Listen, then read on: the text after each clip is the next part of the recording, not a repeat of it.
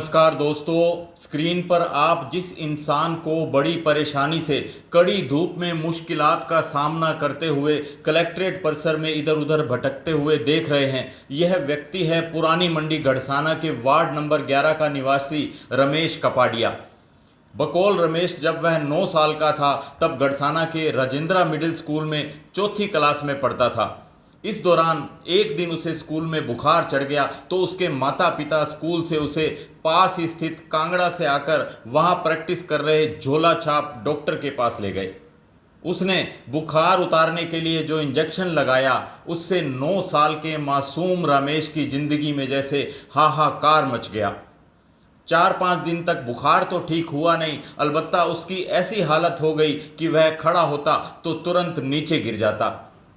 उसके बाद तो खेती करने वाले पिता गुरुदेव राम व माता ने जिसने जैसा बताया हर जगह उसका इलाज करवा लिया, लेकिन हर उम्मीद नाउम्मीद साबित हो गई। ताउम्र के लिए दिव्यांग शब्द का उसकी जिंदगी से जुड़ाव हो गया। इतना सब कुछ होने के बाद भी रमेश ने अपना हौसला बरकरार रखा और उसने माता पिता दोनों भाइयों व बहन के सहयोग से 10वीं तक की पढ़ाई पूरी की। इसके बाद उसका संपर्क एक टेलर से हुआ और वह उससे धीरे धीरे सिलाई का कार्य सीखने लगा। अब पिछले 5 साल से वह गड़साना के छिंपा टेलर्स के पास कमीशन पर सिलाई का कार्य करते हुए आत्मनिर्भर है। दोस्तों, अब बात करते हैं राजस्थान सरकार द्वारा मुख्यमंत्री दिव्यांग स्कूटी योजना में स्कूटी पाने की खातिर दिव्यांग रमेश को दर दर भटकने की। बकौल रमेश पिछले 4 साल से वह इसके लिए प्रयासरत है, जिसमें से 2 बार तो उसकी तरफ से ही कागजों में कोई कमी रही और वह इस योजना का लाभ नहीं उठा पाया, यानी वह इस योजना में अपात्र हो गया। पिछली बार उसने फिर से प्रयास किया तो सब कुछ सही होते हुए भी न जाने कैसे रिजेक्ट हो गया। इस बार भी राजस्थान सरकार की सामाजिक न्याय एवं अधिकारिता विभाग द्वारा संचालित मुख्यमंत्री दिव्यांग स्कूटी योजना के तहत वर्ष 2025-26 के लिए विशेष योग्यजन दिव्यांगजन से आवेदन आमंत्रित किए गए हैं। निसंदेह यह योजना राज्य के दिव्यांग नागरिकों को आर्थिक व सामाजिक सशक्तिकरण प्रदान करने की दिशा में एक महत्वपूर्ण कदम है, लेकिन दिव्यांग रमेश के लिए इस बार भी नसीब बिगड़ गया और वह ई मित्रा पर आवेदन करने गया तो स्टेटस जानकर उसके पैरों तले से जमीन खिसक गई। उसके SSO ID स्टेटस में यह दिखा रहा था कि उसे तो पहले ही स्कूटी मिल चुकी है। सर, मेरे को समस्या है, पुरानी मंडी गड़साना से आ रहा हूँ। तो यहाँ मेरे को पिछले साल मैंने फार्म भरा था 2024 में, वो फार्म अप्रूव हो गया। अब दोबारा मेरा फार्म नहीं लिया जा रहा है। वो पहले वाले बता रहे कि आपको स्कूटी मिल चुकी है, लेकिन मेरे को मिला। तो इसलिए मैं प्रशासन के पास गुहार लगाने की आया हूँ। बड़ी मुश्किल से आया हूँ, परेशानियों का सामना करते हुए। फार्म भरने की अंतिम तिथि 30 मई थी और 2 दिन ही शेष बचे थे।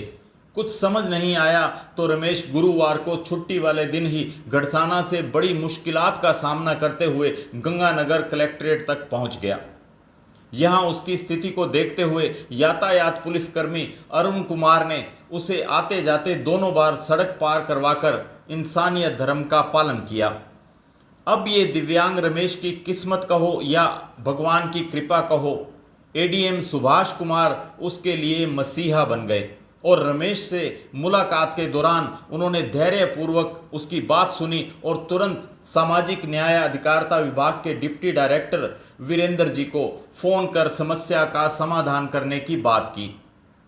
इसके बाद तो बामुश्किल आधे घंटे के अंदर अंदर उसकी SSO ID में आ रही तकनीकी बाधा को दूर करवा दिया गया और रमेश ने ई मित्रा पर सफलतापूर्वक अपना आवेदन सबमिट कर दिया। अब चूंकि स्कूटी मिलने की 2 शर्तें हैं कि जो या तो किसी मान्यता प्राप्त कॉलेज में पढ़ाई कर रहे हैं या फिर किसी रोजगार से जुड़े हुए हैं। जानकारी के अनुसार योजना का लाभ उन्हें भी मिलेगा जो नियमित रूप से शैक्षणिक या व्यावसायिक गतिविधियों में जुड़े हुए हैं, लेकिन शारीरिक असमर्थता के कारण आवागमन में कठिनाई का सामना कर रहे हैं। चूंकि दिव्यांग रमेश टेलरिंग का कार्य करते हुए व्यावसायिक गतिविधि से जुड़ा हुआ है, इसलिए इस योजना में पात्र है। योजना के तहत इस वर्ष लगभग 2000 दिव्यांगजनों को स्कूटी वितरित किए जाने का लक्ष्य रखा गया है।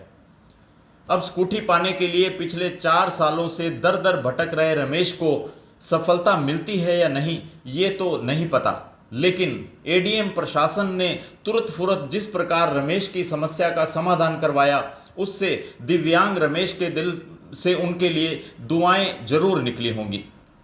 सच तो यह है कि इस प्रकार गाए बगाहे किसी की सहायता कर दुआएं जरूर बटोरते रहें, क्योंकि जिंदगी तो उधार की है, जाने कब भगवान वापस मांग ले।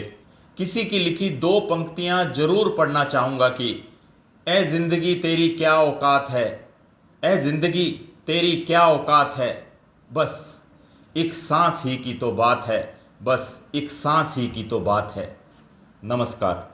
खबरों की जानकारी के लिए हमारे चैनल से जुड़े रहिए और इसे सब्सक्राइब करने के बाद बेल आइकन को पुश कीजिए।